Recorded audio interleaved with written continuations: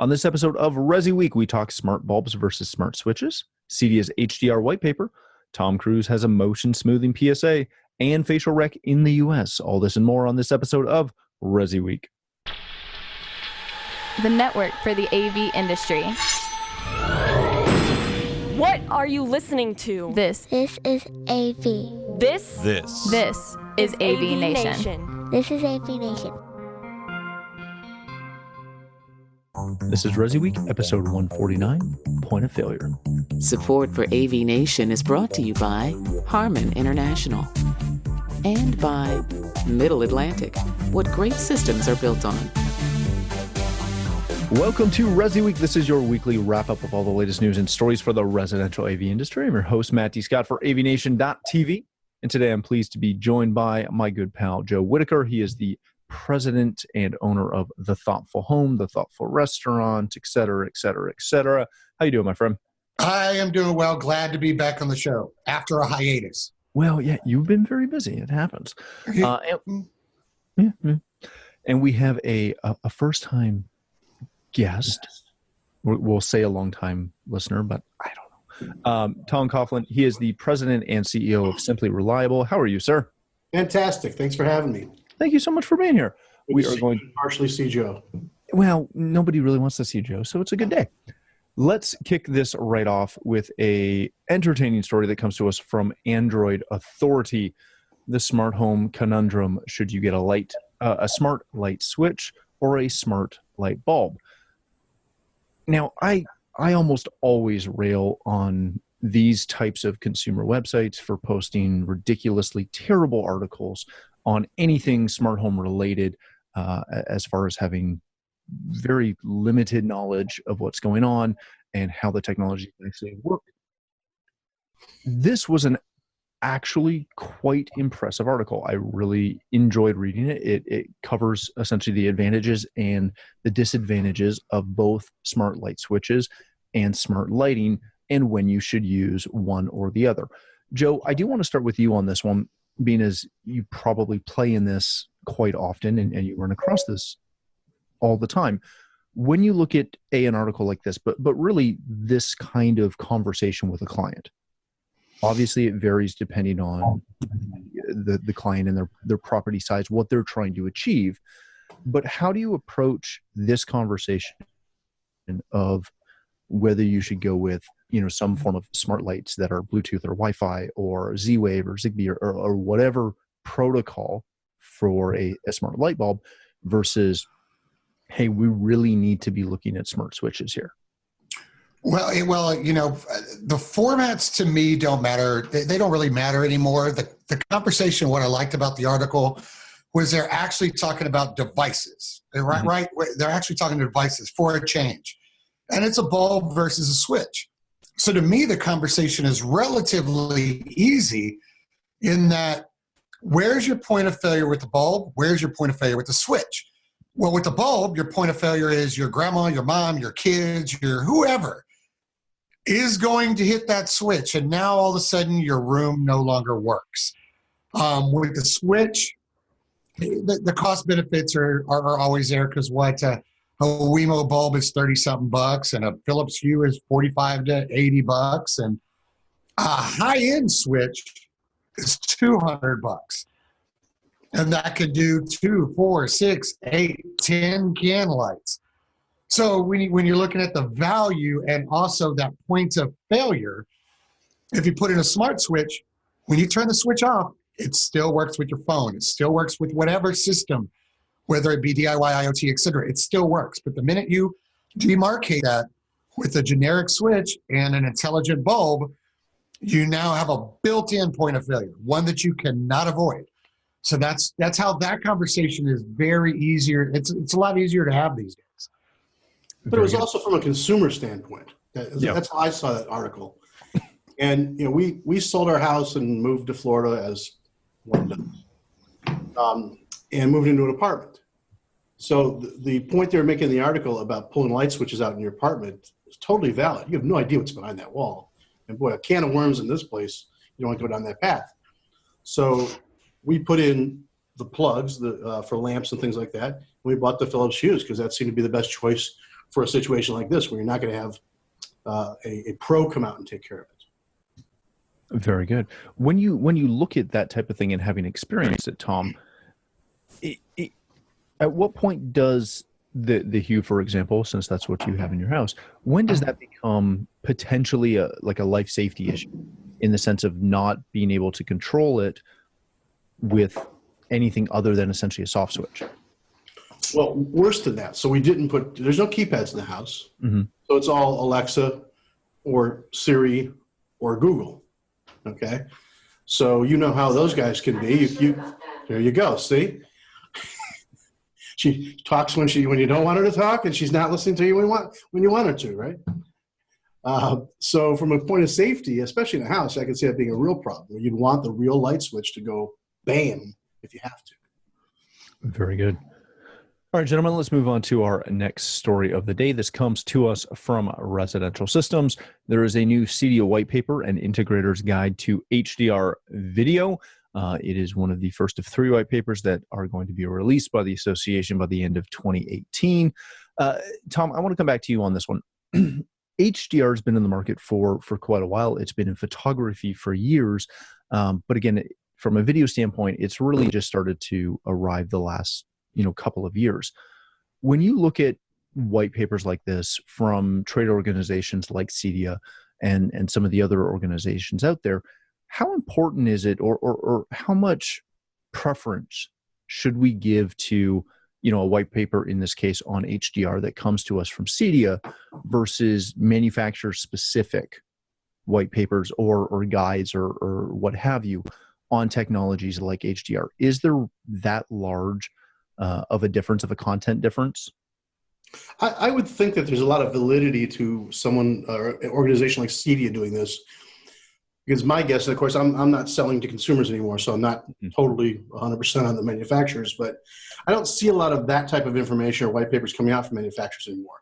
Retail's over, so it's mostly custom or it's big box retail, and the person standing at Walmart looking for the biggest picture for the cheapest price doesn't really care if it has HDR on it, unless grandma read a note that said, hey, when you're out looking for TVs, the plain dealer said this is important. And I read that article. I thought it was really interesting because I'm thinking, this is not what the custom world's all about, unless you're just totally focused on high-end home theaters and things like that. If you're having conversations about the HDR on a TV, doing a $200,000 custom smart home house, you're spending way too much time on the subjects that your customer probably doesn't care about. But I do think there's more validity to CEDIA doing something like that versus the manufacturer. Very good. Joe, when you look at this is a conversation that you and I have had probably since the day I met you. In this conversation, obviously, we're talking HDR, but there are so many emerging trends, so many emerging technologies that come out there. And, Tom hit it right on the head. Not every manufacturer is producing, shall we say, valid content. I'll get hate mail for that one, but valid content on some of these emerging technologies. HDR alone, I believe there's at least 4 different standards as far as standards, quote unquote, as far as different types of HDR. So when we're looking at that $200,000, whole home system, if we're distributing video, we need to know how to distribute HDR properly, how to deal with that. And again, I'm just using HDR as the example. How important is it that we, as integrators, home technology professionals, within this space, maintain a current knowledge set? And again, wherever we source that information from, how do we go about maintaining that broad knowledge space? I think at this point, it's a have to, especially like you said, there's more than one version, BT 2020, whichever version you want to talk about. But then it gets deeper. And to kind of go to Tom's point about that consumer level and the manufacturer level, if you're really paying attention and you listen to consumers and clients, it's actually starting to get forced down their throat. You go on Apple TV 4K right now and you go to Netflix, and it's going to say right on there that Luke Cage is in Dolby Vision. Mm-hmm. And this one is in, 4K HDR. And they're like, what is that? Ooh, best picture quality. Why doesn't mine work? Why I'm pressing the button and I'm black screen. So, now it's to the point of it is in our hands. We have to deal with it. But now we're in that transition of where are we going to get the education from? We're not necessarily going to get it. We're definitely not going to get it from Apple. We're getting to the point we're not really going to get it from other manufacturers of displays like Samsung and other. Now we're coming to the point where we have to get it from the industry association. They are going to have to let us know through white papers, press, and media, and then eventually backdoor that with a real class. As these things like Dolby Vision, Atmos, other things like that, DTSX, as these things start taking a hold and consumers see them and are wondering, why isn't mine working like it's advertised to me? I need to call Joe or I need to call Matt. Well, where's Joe and Matt going to get that education from? We can't get it from the manufacturers anymore. They're not going to dive that deep anymore.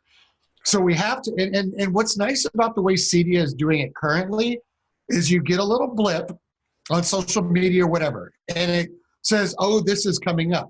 And then and then you start to see a white paper that gives you the ammo you need to fight. And then you're probably going to see a sit-down real classroom about it in the future because we can't get it from somewhere else. And it's like really important that somebody is taking up this torch to arm us for stuff that it's big. We're at the point where it's forced on us now. Just wait till 8K happens. It's going to get even worse. Well, and I think that's the key, because I know even for my own company, we go and take different classes from different manufacturers, and it is not uncommon for one manufacturer to completely invalidate what we learned the week before from a different manufacturer, just because the processes are different and the content is different. Is that a one-off, or is that a continuing problem? Well, from my standpoint, it's always a continuing problem. And it doesn't matter where you sit. It's always going to change. It's always going to evolve, and it's always going to impact the consumer first, and that's going to be a direct reflection on us. Very good. Not the manufacturer. No, never. All right, let's move on to our next story of the day. This comes to us from CE Pro and Andrew Nichols. If you missed this hit the social media rounds late last week. Tom Cruise made a PSA and arguably did it with someone who has better hair than him, which was impressive to me. Tom Cruise's PSA was turn off HD motion smoothing to avoid the soap opera effect. Essentially, he and the director for the most recent or the upcoming Top Gun Maverick, as well as Mission Impossible Fallout, Christopher McQuarrie, took a moment out of their filming to talk about why you have to turn off motion smoothing. When I saw this come out, one, it made me laugh. It got me quite excited because this is one of the banes of my existence personally. Joe, I'm going to come back and start with you on this one. We know, or I'd like to think that we know within the industry, that motion smoothing, all of these effects, heck, even down to dynamic mode on a TV or a projector, is not something that you want enabled. It's not going to give you a true to form anything. This past year, Sony on their Elite class or Elite series of TVs brought out a Netflix mode that allows you to have your color settings on the TV change to native Netflix production, how they naturally produce that. I hear that's the only way you can get the Netflix red to actually be that red. Exactly. Yeah, I'm joking. But when you look at this kind of stuff, and again, we've known this in the industry for a long time. Is this one of those things where you actually use this as a conversation point with your client, or do you just pull that TV out of the box, prep it in your warehouse or whatever, and turn all this stuff off? So for all of those listening and watching right now, if you're watching the video and you're watching me talk, I am currently talking on motion smoothing, just to let you know. So this is what it does to the video. No, I'm joking, but this is how bad it can be. Manufacturers have always toyed with those things. You look at like the 2015 models of Sony XBR 4Ks, and they had a football button on them. I mean, they're always trying to have like these forced settings, which sometimes can work, but motion smoothing, gradient scaling, all of these other things that are options that they're like, that's so the guy that goes to Walmart and buys this TV can just like get quick fix, calibration. And it's horrible. And it does bad things because, it's the opposite of what Netflix did. Is film is still filmed on film, and you're watching it in a digital format. And when you use, digital adjustments like motion smoothing, I think what Sony calls it motion flow, it takes away from that effect of film. And it has caused a conversation within our industry. We saw the exact same thing when Samsung first came out with the 240 hertz TVs, and it looked like cookie cutter images in a person cookie cutter in front of a background. It looked fake. It was horrible. But that's what, this digital processing does to things that are still shot and captured in analog.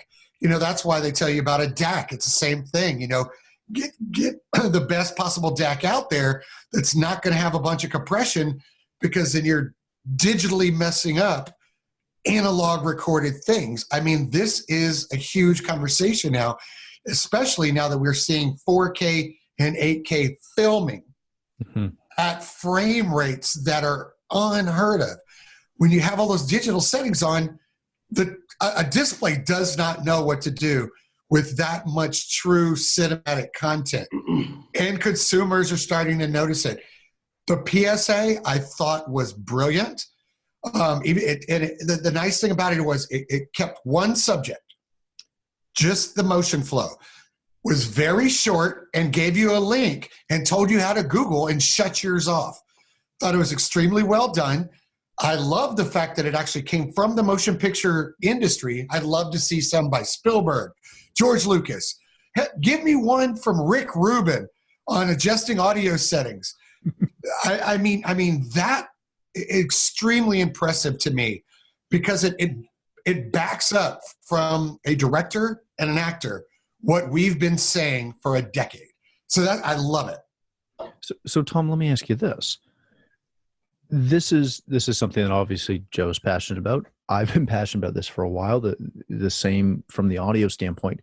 How do integrators go about, trying to tell that story, or trying to, can they rely on this PSA? Can they use other things to, come back and have that conversation with your client about, there's a reason that we do this, we turn this off, that we use DACs, that we use all these other devices to, again, get you the truest to form production that we can. Well, I think that especially hopefully most CEDIA folks, because of their knowledge of technology, they don't necessarily have to stick it out in front of the customer. But I've always been a huge believer in what I call the greatest thing since sliced. We're the greatest thing since sliced bread page at the front of the proposal. Okay. Mm-hmm. So when you're talking to that prospect or that potential customer, you need to have a story that you tell that tells why you're in the business, and then how you do things differently than other people, and calibrating the TV. You don't have to get into HDR. You don't have to get into why you're turning these things off, but you talk about why your TVs in the houses that you put in look better, because that they can see, they can hear. So all the jargon and all the numbers and all that stuff. It's really cool that Cruz did that, because everybody should be putting that on their website, right? Yeah. It's like, see, he said that. But really, you should have a whole story wrapped around the things that you do differently than Walmart and the Geek Squad and Amazon, because those guys are coming, right? Why is it so hard for, HTPs, for integrators to tell that story? Because I hear that all the time, but I very rarely see it executed well. Well, we're a big fan of the E-Myth book, right? And the E-Myth book's all about, the accidental entrepreneur. Like all of a sudden became an entrepreneur. And almost everybody in our industry, that's kind of what happened. They love the technology. They're working for somebody else, and then they got an opportunity to go out on their own. So they don't have sales training. They don't have marketing training. They don't have business training a lot of times. So it's kind of the front wheel, back wheel thing about the bicycle analogy. The back wheel being your technology skills and the front wheel being your sales and marketing skills, right? Mm-hmm. They don't realize that if they just spend that 5 to 7 minutes up front setting up their value for the prospect, that they probably could save 25 or 30 minutes of talking about gear and close the sale faster. Very good. Love it. All right, gentlemen, let's go to our last story of the day. This comes to us from The Verge. Microsoft is sounding an alarm over facial recognition technology. Essentially, they are proposing that Chinese-style monitoring could and may be in the U.S. currently. At a recent speech, Microsoft President Brad Smith went on about how he's imploring government to start adopting some form of legal action, some laws to regulate facial recognition, and speaking about how it's something that you can start to do and just really it's going to roll and just keep going. So, Tom, I want to start with you on this one. Within the industry, we know, facial rec's been around for a while. It's on, your brand new phone. It's on a bunch of other devices. Is this something that really the only way to curb it is to create some federal regulations over it, for the US and potentially Canada and the UK and, most of your typical Western countries? Is that the only way to curb this? I'm not a big fan of having the government tell us what to do with technology. On the other hand, the fear of what the Chinese are doing, like, for instance, keeping people out of certain places based upon facial recognition because of their background or whatever, not because they don't have the right password to get in, is kind of scary. And maybe regulation is the only way to actually get that done. But the bad actors out there are still going to find a way to get that through there. So who are you protecting? You're protecting the good guys that wouldn't do it in the first place? I'm not so sure.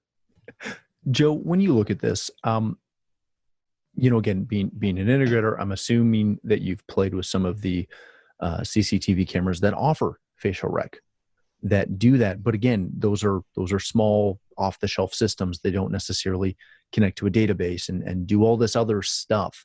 So you think. Exactly. Right. We're taking it with a grain of salt that they don't, connect to another database and get that information out there into the hands of, again, bad actors. So my first question for you was, is this technology readily deployed already and we are just unaware of it? Is this something that we need to be A, ready for the conversation on, and B, incredibly scared of, or just kind of scared? Hey, I think it goes down to being naive, because we do know that it is there. We know it's already in use. If somebody were to ask me, I really want these cameras, but it's got facial recognition, I'm kind of worried. My answer would be, do you have Facebook? Because Facebook already, if I took a picture of this screen right now and put it on Facebook, it's going to try to auto tag Matt. Yep. It's already there. And, Homeland Security already uses it in airports, government buildings. You go over there already, they've already identified you. They've run your name. They know how far back in the building you can go without a armed escort. It's already done. It's already deployed. It's out there. And the conversation with it's the same conversation that I have with clients about data privacy and all that. It's like, what are you worried about getting out there? What are you trying to protect? You've already given away 99% of your secrets already. It's already out there. You've already shared it with the world. The same thing with facial recognition and all that. I once joked when Facebook first came out with the facial recognition within profile pictures that, hey, I should just come out with a dating app that you go to the bar and hey, that girl's cute. You pick up your phone and you aim it at her and it gives you her, is she single? Is she married? What does she like to drink? Where does she like to go eat? Because the info's already out there. It's already done. We're getting to the point where people can use that for themselves, not for targeted marketing or homeland security or any of that. Now it can be used on my premise to identify who's coming to my doorbell or who's sneaking in my backyard or who's coming and shopping at my store. Are we more comfortable with it being in the hands of Facebook or Google or someone like that than we are of the government? I don't know. We're already beyond Minority Report, whether we like it or not. It's already there. I mean, I would rather, I would rather have the government have it than Macy's or somebody like that, because then they're going to be like, oh, Joe, send him over to shoes. Shoot him a targeted ad on his phone right now. They're already about the sale on aisle 3 in shoes. I mean, yeah, exactly. I'd rather the government be using it. It's the illusion of privacy. Yeah. Gone. Yeah, I must say, I've seen the demo of Samsung's connected store, where when you walk around and pick up different devices or different items, it recognizes that and starts targeting ads to you and targeting, selected things, which on Amazon, we're okay with. We have no problem. Oh, I bought that book. Ooh, you might like this book. I love that. It makes me happy. In real life, that's creepy as heck. It's like someone falling from behind, right? Yeah. By the way, did you like this? No, I told you I'm fine. Leave me alone. All right, gentlemen, let's leave it there on that very encouraging, bright note. Tom, thank you so much for joining us today. If people want to connect with you, learn more about everything that Simply Reliable does, how can they do that? You can follow us on Twitter at Simply Reliable. Come to our website, of course, simplyreliable.com. If they want to contact me directly, it's T Coffin, Tom, just like the box coffin, at simplyreliable.com. Give me like a 30-second pitch, just for anyone who doesn't, like, I know what you guys do, but not everyone listening may. So just give us a quick pitch on that, if you don't mind. Yeah, I do not mind at all, and I appreciate the opportunity. So we make enterprise software for the custom installation industry. We're the only one out there that's focused on the entire business process from start to beginning. It's all cloud-based, very inexpensive to use, and up and running pretty quickly. We like to say we're enterprise software up and running in about an hour and a half. So that's pretty quick to do. That's fantastic. So check that out if you're interested. Joe, of course, thank you. I'll just say one last thing. If you're a Control 4 dealer, our CI for C4 process is probably the coolest thing that came out this year. It didn't get a lot of press coverage, but it takes on average of about 2 days off of each Control 4 project by using this process. Well, that's fantastic. Look at the face he made. That was a good face. That was a good face. Yeah, that was a very good face. And you know what? It's just puts money in your pocket. It's faster than Jimmy John's. So there you go. Ooh, faster than Jimmy John's. There you go. If you are not in the U.S. or close enough to the U.S. border to get that commercial, it's a really fast sandwich delivery. Joe, thank you so much for joining us. As always, if people want to connect with you, I know you're pretty easy to find, but give it to them just in case they don't have it. You can always find me at joe@thethoughtfulhome.com, on Twitter and Facebook at The Thoughtful Home, and always find me involved in some way at CEDIA. Excellent. Thank you, gentlemen, again for joining us. For myself, if you'd like to connect with me, you can find me at Matt D. Scott on Twitter and most other social platforms. But more importantly, please stop by AVNation.tv, where you'll find this show as well as a wide variety of our other shows with all the verticals that we cover. When you visit the website, please take a moment to check out our supporters. We are extremely thankful for their support and ask that you check them out as well. Thanks again for watching. That's all the time we have for this episode of ResiWeek.